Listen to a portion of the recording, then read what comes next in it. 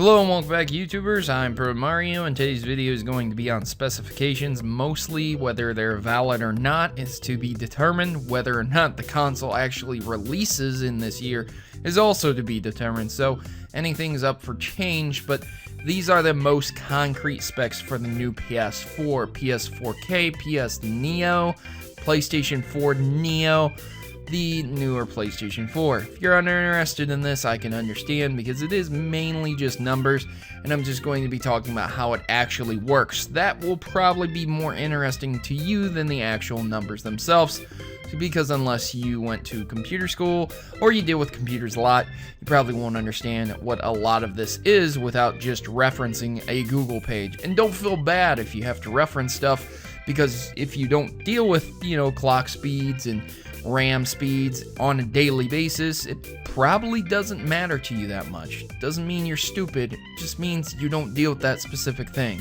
It'd be like asking me what the flash point for a certain fuel is. It's like, I don't know, I could look it up real quick. I don't reference it on a daily basis. And a fuel guy would look at me and be like, what do you mean you don't know the flash point of fucking diesel? It's like, pretty sure diesel's pretty up there, but whatever.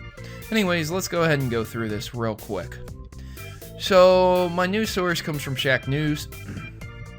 There you go. I felt the need to record the screen and critique the article instead of putting background footage, because obviously there's not much to put in the background for this. So Giant Bomb's Austin Walker was contacted by numerous sources who shared details relating to the Neo. That would be the code name for the upgraded PlayStation 4. I can almost assure you that is not going to be the final name because it's not catchy. However, Neo does mean like new, newer, Neo, neon. Like, I don't know. Depends on how you want to use it. Like Double Dragon Neo was a newer Double Dragon that came out. You got it right. Okay, so there were different things said about this. I saw another article that broke it down pretty quick. The long and the short of it is that there will be games that are going to be running in Neo mode that will be able to use hardware upgrades instead of original mode. Each game was going to require the PlayStation 4's base configuration. So that means every single game that ships out from a certain point onward will ship with a base mode, an original PlayStation 4 mode. So you'll still be able to play every PlayStation 4 game just in a base mode. And then other games will run in native support for 4K image output. But the games are not required to be 4K native. I need to emphasize that. I fucking said it a long time ago. It's not gonna be 4K native. It can't be. With a small 15 to 20% upgrade, you're asking for a system that can barely drive 1080p 60 frames a second.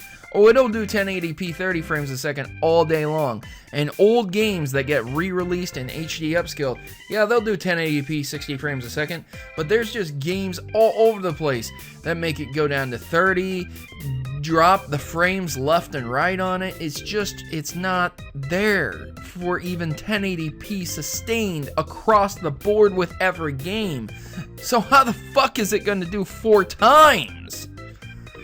Point is, if developers are clever enough, they'll probably be able to take advantage of the 4K support. I can see games that released on the last generation, like Journey and the Flower game, and just, kind of spritey, side-scrolling games that don't take a lot of GPU power coming out that would be able to support the 4K. But yeah, across the board, CPU, memory, stuff like that, it's only getting about a 10 to 15% upgrade. The numbers are very, very small.